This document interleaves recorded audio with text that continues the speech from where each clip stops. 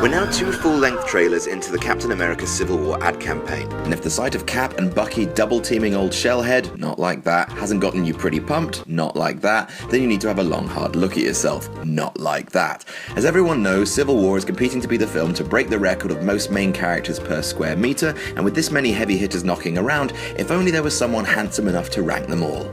Oh, hi there. I'm Adam from WhatCulture.com, and this is the top 15 power ranking for Captain America Civil War. Number 15, Agent 13. Sharon Carter, aka Agent 13, aka Peggy Carter's niece, ranks lowest for a couple of reasons. One, we haven't seen much of her in the movies so far and don't know much about her capabilities other than she's good at kicking chairs and bad at shooting Frank Grillo.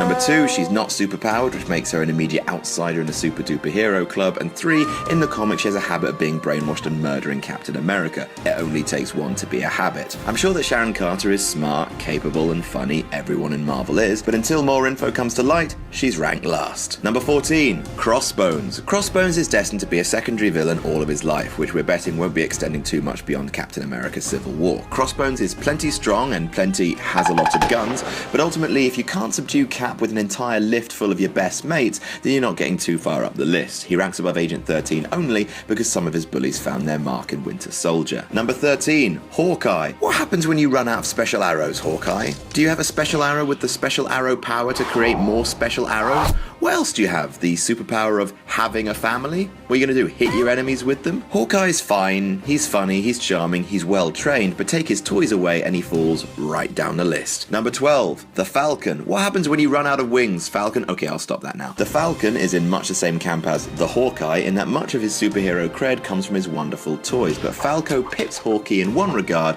in that his special hardware doesn't come with finite ammunition. Also, he can fly, which is, as Shakespeare would say, radical as a champion mother. Also, that flip thing he did in the trailer, that was pretty cool. He may just be another non-super relying on tech, but the tech is pretty damn awesome. That being said, he did get his ass handed to him by Ant-Man, so it all evens out. Number 11, Spider-Man. Now I know what you're thinking, what the blue cheese is your friendly neighborhood Spider-Man doing so far down on the list? Well, everyone and their internet trolling dog knows that Spidey will be present in Civil War, but since they've cast a fetus to play him, it's fairly obvious that this might not be the fully formed ass-kicking Spider-Man that rules the comics. Peter Parker will only be 15 years old in Civil War, so he can't have been swinging webs for that long, and his inexperience definitely hampers his ranking this time around. Perhaps he hasn't gained full control of his powers, perhaps he's scared and vulnerable. Obviously a fully formed Spider-Man would chart way higher on the list, but as it stands, he's a bit of a noob. Number 10, War Machine. War Machine. What happens when the naming department at Marvel goes, you know what? It. He's a big machine that does war, let's break for lunch. Now don't get me wrong, War Machine may be played by Don Cheadle, whose physique is less Greek Adonis and more Rick Moranis, but he still packs a punch, and by punch I mean he's made of guns. He has a minigun on his shoulder and the rest of it is pretty much rockets. However, like most younger brothers acting out, being as loud and as brash and as sexy, awesome cowabunga as he possibly can be, it's impossible to escape the fact that War Machine is still a minor player compared to his big bro Iron Man. Still, at least he has all the guns in the world. Number 9, Ant-Man.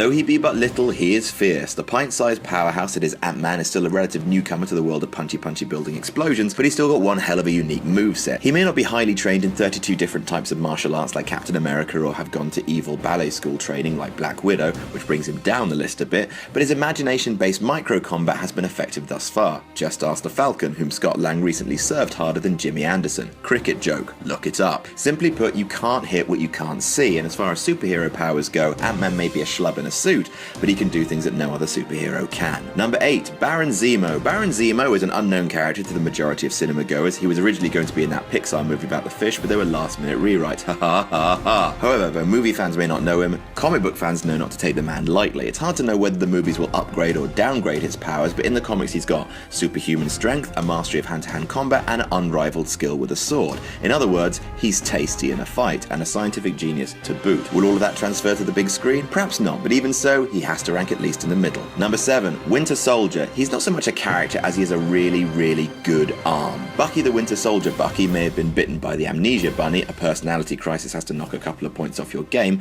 but let's not forget that he is a ruthlessly trained assassin, formerly famed the world over for his ability to kill folk dead. He's got mad knife skills, and like we said before, he is all up with that crazy huge arm. Like if he punches you with that arm, you'd be either like, A, where did my ribs go? Or B, damn, dude killed me with his arm. Once he's sorted out exactly who he is, he will shoot up the list. Number 6, Black Widow. We're heading into elite territory now, and we'll kick off with one of the oldest mainstays of the franchise. The Black Widow has gone through some freaky deaky training in her past, which explains why she's crazy good at kicking. I'm not exactly sure what went on in that ballet school, but Natasha Romanoff screamed her way through it and emerged the other side as a relentless dog of war. Armed with her Swiss Army bracelets and with the occasional gun, Black Widow can kick ass with the best of them, landing Hawkeye on his white boy ass with ease. She may not have superhuman strength, but she's got flips and tricks. Number 5, Black Panther. The last unknown on the list and definitely the most powerful, T'Challa is an absolute beast in the comics. Not only does he rule over the most effectively ruled over nation in comics, Wakanda, but he also possesses Captain America levels abilities in martial arts. He's a trained acrobat, gymnast, Olympic level powerhouse. He's also a hunter, tracker par excellence, a scientist and a military strategist, and none of this takes into account the fact that he sits on top of the world's leading supply of miracle metal vibranium. You know, the stuff that Cap's shield is made out of, which he fashions into numerous weapons, shielding, and equipment. Seriously, the guy is an outrageous badass. Number 4, Scarlet Witch. Outrageous badass or not, if you can't shift reality, you can't hang with Scarlet Witch. If Scar-Y had full control over her powers, like she does in the comics, then she'd basically be unstoppable. Her abilities are, quote, reality warping, which essentially means that she can think you out of existence. Seriously, in the comics, she once went crazy and rewrote all of space and time to suit her needs. She's godlike. However, these powers don't exactly make for a tense action scene, so she's been downgraded a fair amount in the MCU. She basically seems to have just Hadouken powers now, which is still pretty crazy. Of course, as she's further trained in her cosmic ability, she'll ascend to the top of the list, but as a relative rookie, her power set, though incredibly stacked, is not quite at deity level. Number 3, Iron Man. He's the father of the Marvel Cinematic Universe, or at the very least, his snarky, lush uncle. Iron Man has 2 great advantages. 1, he has all the money in the world, and 2, he has all the brain in the world. This means he has all of the robots, and he's not afraid to use them. After all, Iron Man went toe-to-toe with the Hulk and walked away. Do we need to say more? However, despite being the king of the resources, the latest trailer shows that Iron Man can't quite hang with Cap, especially not when his big-arm sidekick gets involved. After all, he's a drinker, not a fighter, and robotic battle armor can only help you so much when going knuckle-to-knuckle with the best fighters in the world. It is really good robotic battle armor though. Number 2, Captain America. I mean, it's his film. He's probably going to be one of the most powerful dudes in it, right?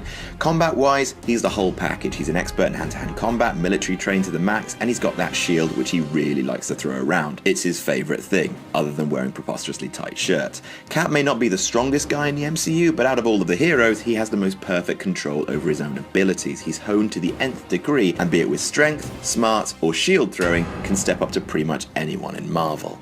Except, maybe, number 1, Vision. He's a god, basically. His body is made out of magic metal. He can wield Thor's hammer, and he's got a cosmically powerful Infinity Stone lodged in his forehead, with which he can zap people until they're completely gone forever. And keep that in mind when I tell you that he's still new to the team and hasn't even mastered his powers yet, which, considering he has a reality-shifting gem in his forehead, are fairly limitless.